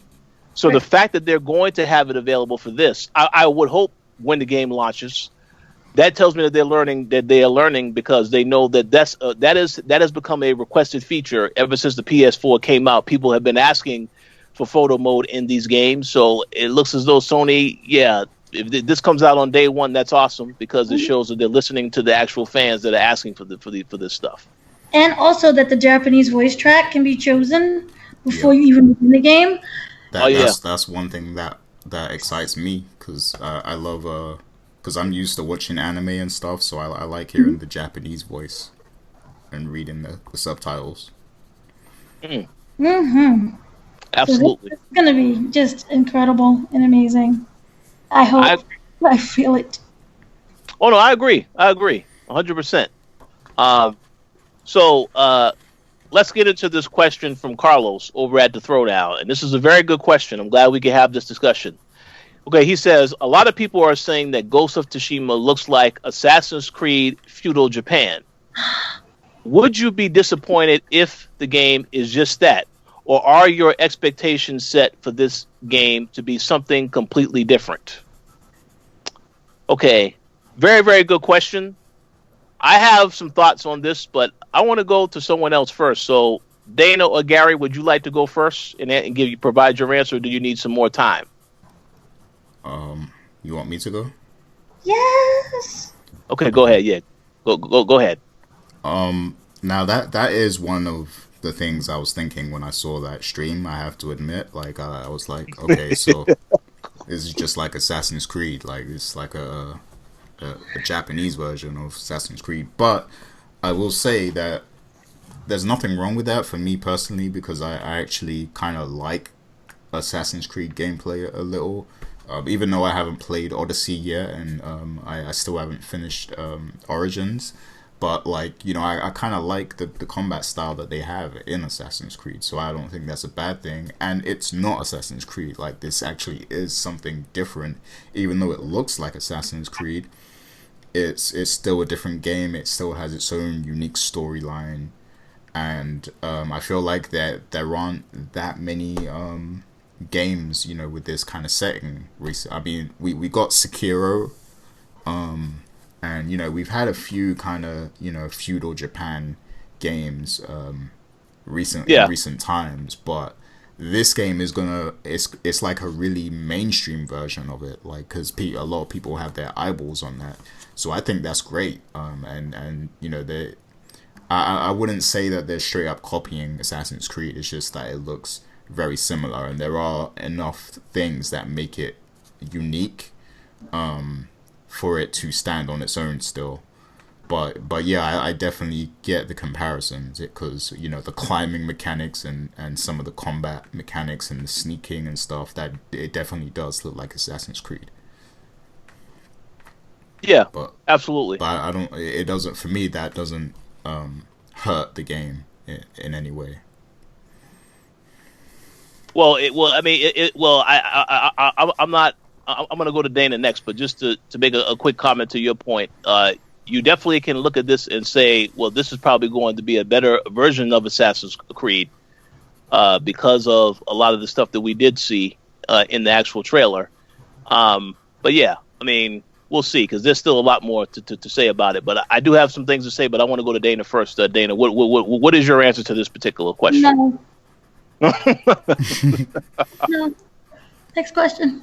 No. Oh. It may look like, Assassin's Creed feudal Japan. A lot of other games look like other games, but no. From my understanding, aside from this being a samurai game, it's also a Mongol invasion. Yes. Mm-hmm. So, yes. No. Storyline-wise, gameplay-wise, no. And what you just said right there, that is the point that I was going to bring up.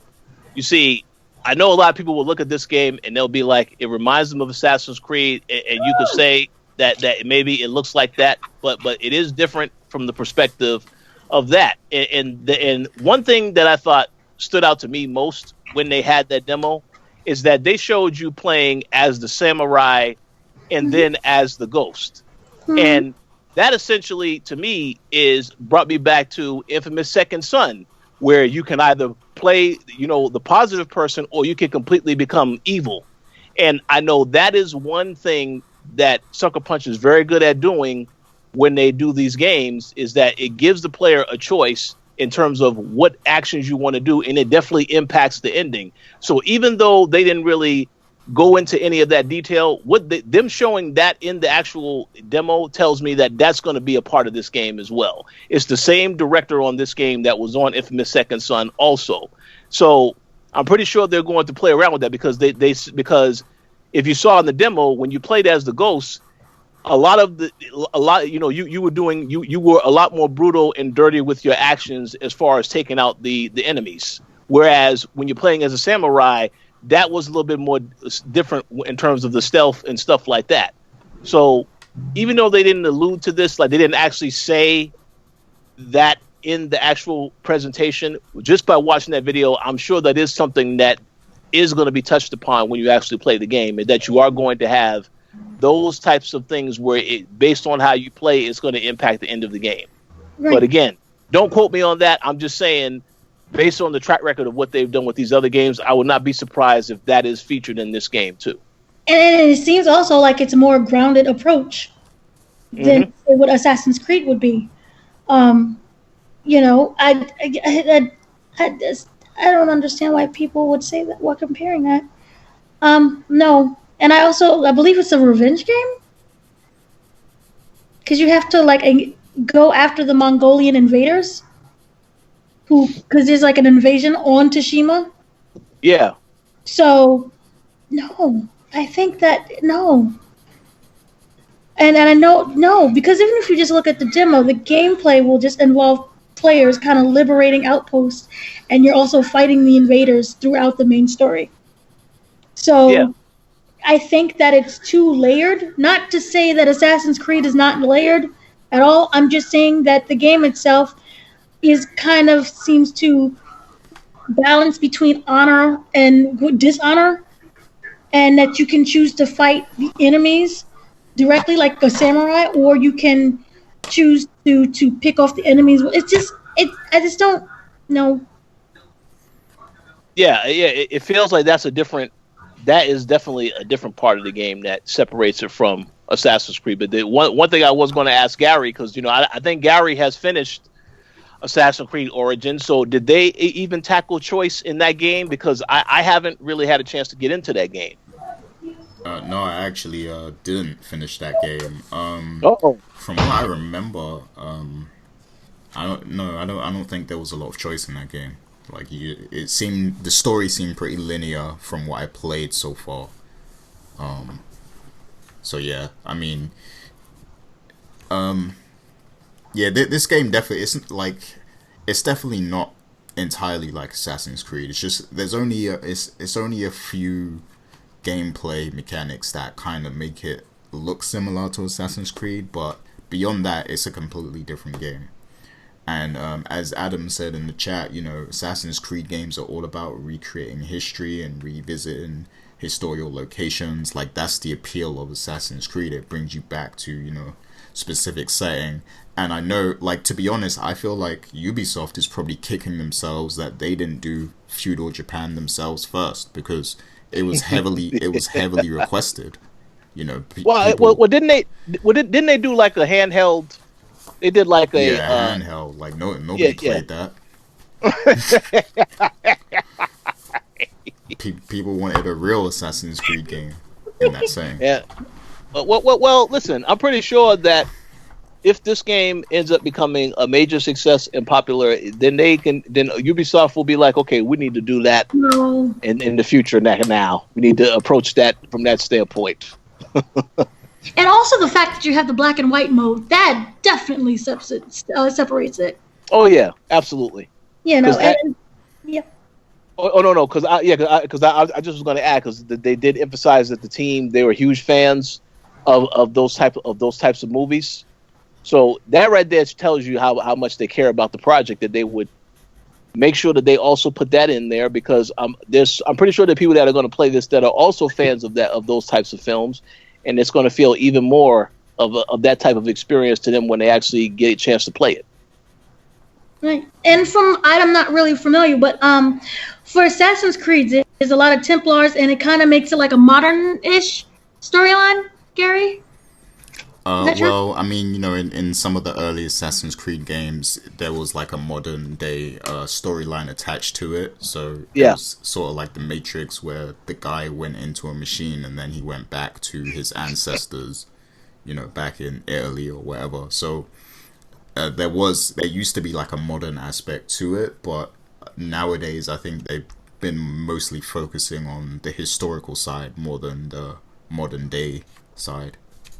And I just want to add, and I've said this in the past, that is very disappointing that they did not conclude that story with Desmond and into the future, because I was looking forward to that.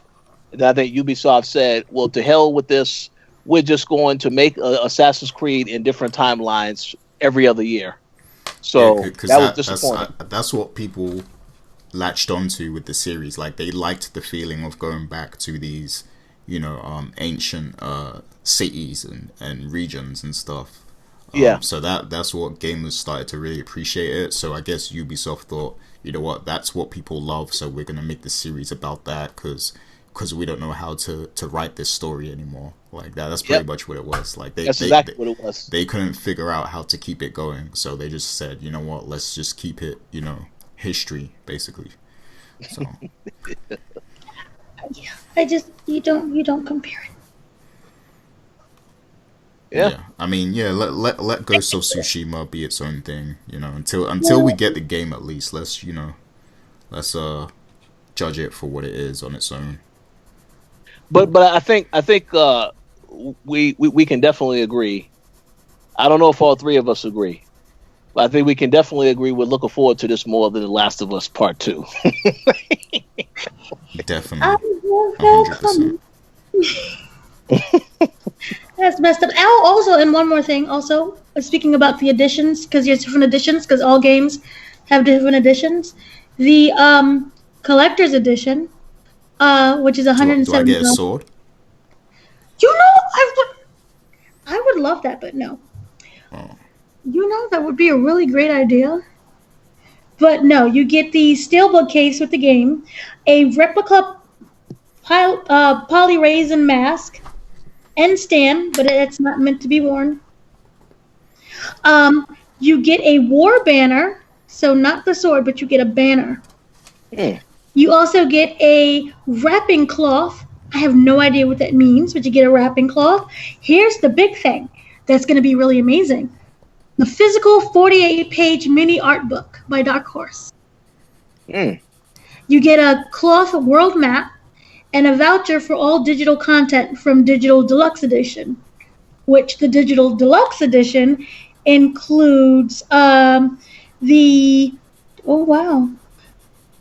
Okay, so the Digital Deluxe Edition includes the steelbook case with the game, voucher for in-game Hero Tsushima mask and sword skin, so there goes your sword, charm of I want a real sword. you get a one technique point, a PS4 dynamic theme based on the box art, a samurai PS4 dynamic theme, the digital mini art book with the director's commentary. So you also get director's commentary. That could be really cool too for the game. Mm-hmm. And that's not bad at all. It's $70. That's cool. So see that, and you kind of get the sword. I'm definitely going digital. Well, yeah, that would be right now would be the best way. At the moment. Usually, I'm a physical person, but right now, digital is best. Yes, 100%. Yes. You don't want that wrapping cloth, Rich?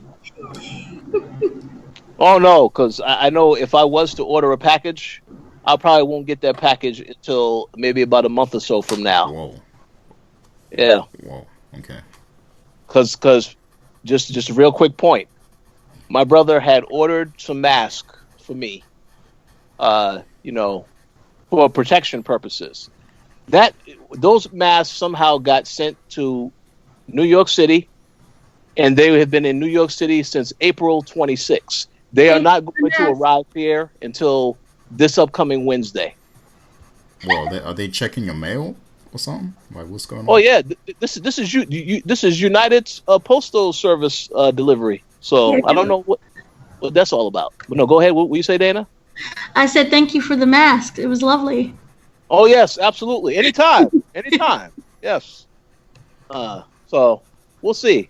But yeah, I won't try to. This is digital for everything for me, and I've been getting games digitally anyway for the longest time. The only game that I recently bought physical, the last game I bought physical was Mortal Kombat 11 because I went to a midnight launch of the game. But that's it. Digital is the way to go for sure. But I wanted to ask a quick question since Carlos brought up the Assassin's Creed stuff. Do y'all have any thoughts on what Ubisoft said recently about Assassin's Creed? It will only run at 30 frames per second. Because I know people was angry about that. So, Gary, you have something to say about this? I know you posted a video of Torrance having some thoughts about this. What are your thoughts about Assassin's Creed Valhalla will only run 30 frames per second on PS5 and on Xbox Series X. I would assume on PS5 as well. But you have anything you want to say about that? I wonder what it's going to run out on PC, but yeah, my thoughts on that. To be honest, I don't care because a lot of games this generation are running on 30. So I mean, it is what it is. Like, and I'm pretty sure this is a game that's gonna come out next gen. So correct me if I'm wrong. It's running 30 frames per second on PS4 and Xbox One. No. They said it's running. Well, I assume it is, but the comment Ubisoft made is that it's going to run at 30 frames per second on next gen. Oh, consoles. On next gen. Okay. Yeah. Yes. And that was why people was angry because I know Torrance made a video about that. Okay. Well, I mean, I understand why people are angry, but this isn't nothing new. Like every generation, this happens. Like last generation. I mean, at the start of this generation, we were still seeing games that were running at 1080p, 30 frames per second, and people still bought the systems. Like, it is what it is. Like, you can't expect every game at the start of a new generation to be running, like off the charts. I mean, it would be nice, of course, if the developers did do that, because when you're buying a new console, you kind of want you want to feel like it's the next level, but based on history, like we should be used to this by now because this has happened like every generation. Like there's not a jump at the start of the generation right away. Like that kind of happens later on down the line, and you also have to keep in mind that they're making this game in mind, like they're making it so that it's also going to be on current gen as well. So exactly. Yep, 100% agree. yeah, It makes perfect sense. yeah. Yeah. So I mean, you got to kind of judge it as a current gen game. Like it's not a truly next gen game. So see, I haven't heard anybody make that point right there about yes, it is coming on current gen as well. That 100% makes sense. So yeah, I agree. Dana, you have anything you want to say on this topic? Everything that Gary said was accurate. So see, there you go. So I'm going to piggyback off of him. Yes, simple as that. So yeah, glad that we addressed that. So with that said, is there any other topics that y'all wanted to mention before we get ready to wrap up today's show? Adam actually mentioned he said he's more excited for the Mafia remaster or whatever. Like oh yeah, I forgot about that. I'm not mad at that. I actually didn't see any footage or anything of it, but I'm on board. Well, actually, go ahead. There is a teaser trailer that I posted on the website, but they said the official announcement is going to be on the 19th, which is this upcoming Tuesday. Okay. So Tuesday morning they'll announce, yes, the trilogy is coming, and I heard there was a rumor it's coming in August. I don't know if that is accurate or if that date has changed, but the last I heard is that it's supposedly coming in August, and it's all 3 games, Mafia 1 and 2 completely remastered. And then the third game is the same Mafia 3, which was very disappointing, and we played a couple of years ago. And shout out to Mr. Kennedy, because I know he absolutely loved that game, and he'll probably kill me once he listens to this podcast, because he was the main one complaining to me about that game when he started playing it. So, yeah. Yeah, I'm actually I'm on board for that, because yeah, I haven't I like that theme, obviously, like crime and mafia and everything, but I never got into those games, so this is the perfect chance to play them now. I have a confession to make. I have never played Mafia or Mafia 2, so I definitely am looking forward to this. You actually did play Mafia, Gary, because I saw you did a preview for the Koalition when you played it at E3, I think back in 2010. And then Edward actually reviewed the game for us. So I think you did play it a long time ago, but maybe only a brief snippet of the game. Yeah, I probably didn't play a lot of it. Yeah. Okay. But everyone, including Adam in the chat, have said that Mafia 2 is amazing. So I definitely cannot wait to get a chance to actually play that, because I haven't had a chance to play it. So I definitely will check it out. I have a question for Gary. Uh-oh. Yeah. Go ahead. And I want to know, are you excited for the Overwatch anniversary event? Oh, yes. Hell yes. That's coming You this said hell week. yes. You said hell yes. It's coming in 2 days, yeah. Yep. Oh, really? Yes, it's on the 19th. Oh, wow. There's a lot to look forward to, Gary, on the 19th. And I have a question for you, Mr. Richard Bailey Jr. Yes. Are you excited for, people seem to forget that this game is going to exist soon, WWE 2K Battlegrounds? Okay, so nothing. He can't wait for it. He keeps talking about it. So here's the thing. I don't think we had a chance to really talk about this on WrestleCast. We definitely are going to talk about it when we get more details, when there actually is more gameplay footage released, more information. We definitely got to do a deep dive about this on WrestleCast. But I actually am very much looking forward to the game, because I want to see exactly what this game is going to bring to the table.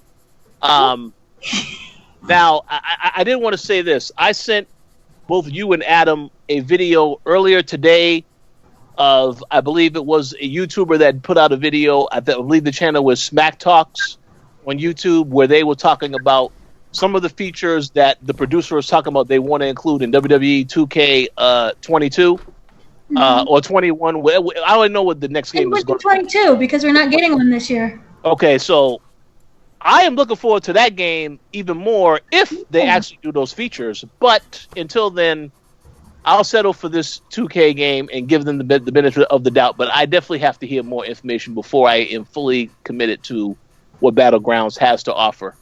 No. You have Stockholm Syndrome. You actually believe anything coming out from 2K about this game that will actually happen. Oh my gosh. No. Oh, no. Well, maybe. No. There's no way to justify that. Is there Wait, hold on. You're talking about Battlegrounds, or you're talking about the 2K 22? Yeah, 22. No, 2022. Yeah, it would be 20. Whomever's doing 2K22 don't believe anything that they're going to say. How many games to realize their games was actual garbage?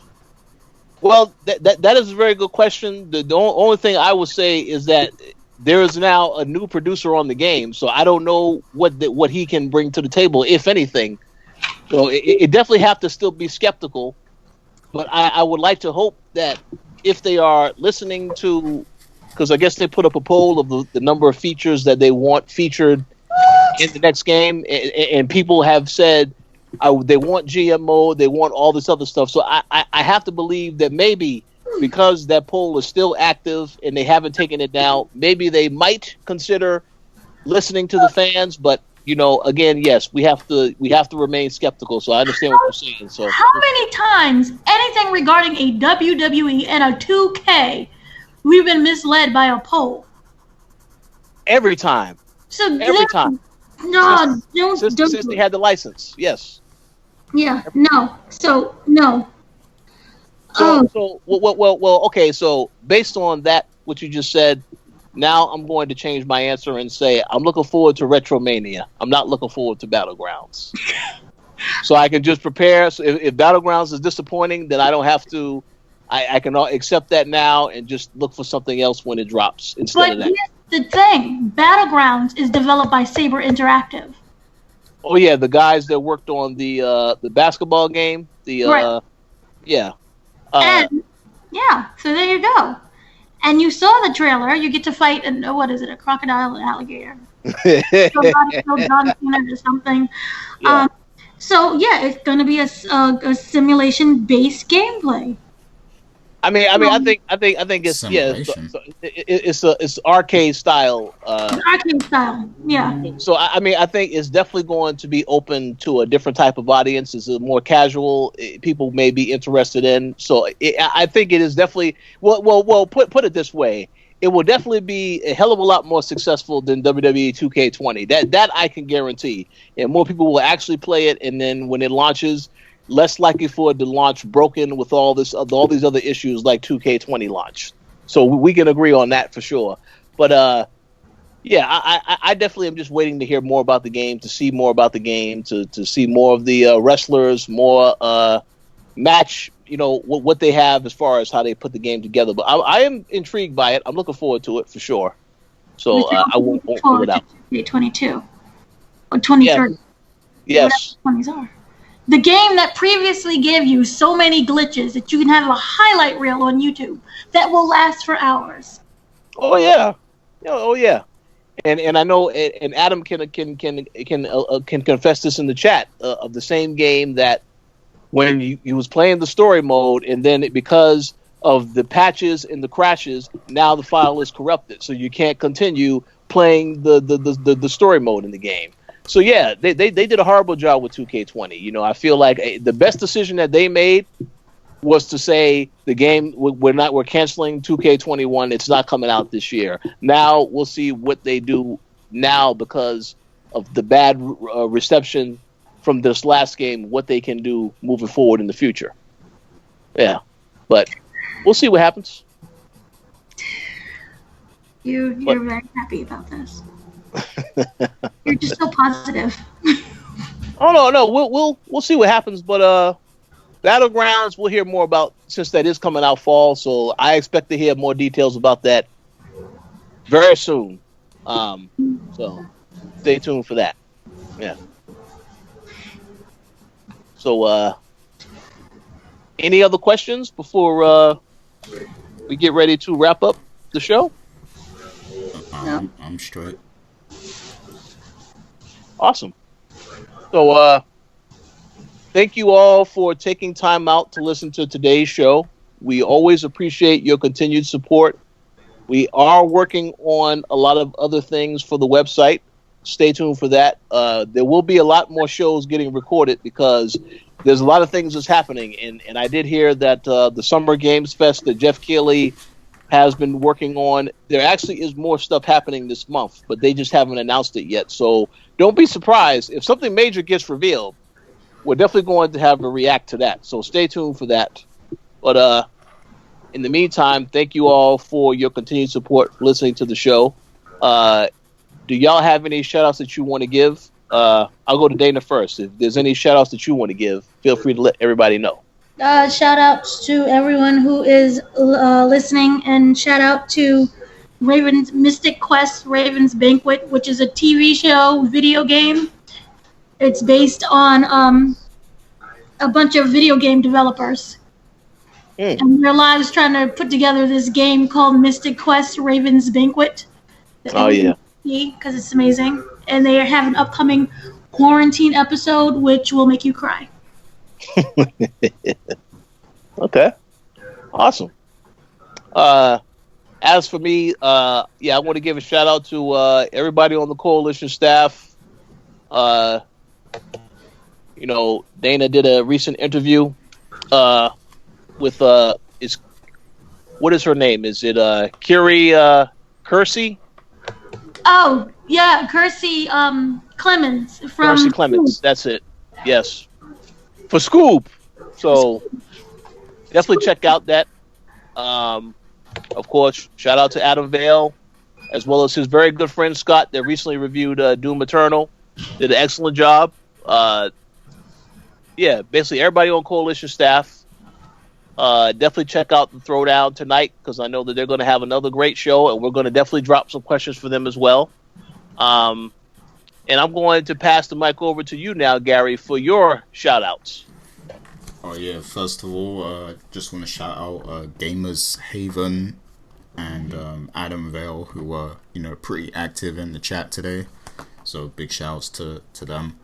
And also, special thanks to all of our Patreon supporters: M. Collins, Mauricio Aguilar, Himdil, Fergus Mills, Miguel, and Antonio Rogers. And, also people who have continued to support us over the years, people like Wesley. And I want to, give a big shout out to everyone at the Koalition for putting in hard work all the time. Shouts to Brian Wilson, who has another interesting PS5 related article coming pretty soon. Definitely shouts to Dana for all the interviews and all the entertainment news she's putting out, and big shouts to all the Throwdown crew, including Adam. So yeah, shouts to everyone, man, and thanks for listening. Definitely hit us up on Twitter. Let us know what you want us to talk about next time, or things that you want us to cover in the near future. And we'll be active. And that's pretty much it. Absolutely. Yes. Oh, and one additional shout out. I want to give a big shout out to Nigel at Mayamada. We might be doing some collaborations in the near future. So Nintendo. Yeah, Nintendo. Gaming events, comics. Definitely. Awesome. Cool. So yes, thank you all for listening, checking out the show. Definitely stay safe. Enjoy the time that you're spending indoors with your significant others. If the person starts to get on your nerve, just take a minute to relax, calm down, and then, just come back together again. Relax, chill out, hang out. But, yes, thank you all for listening. Have a great rest of your week, and we'll talk to you all again soon. Peace out.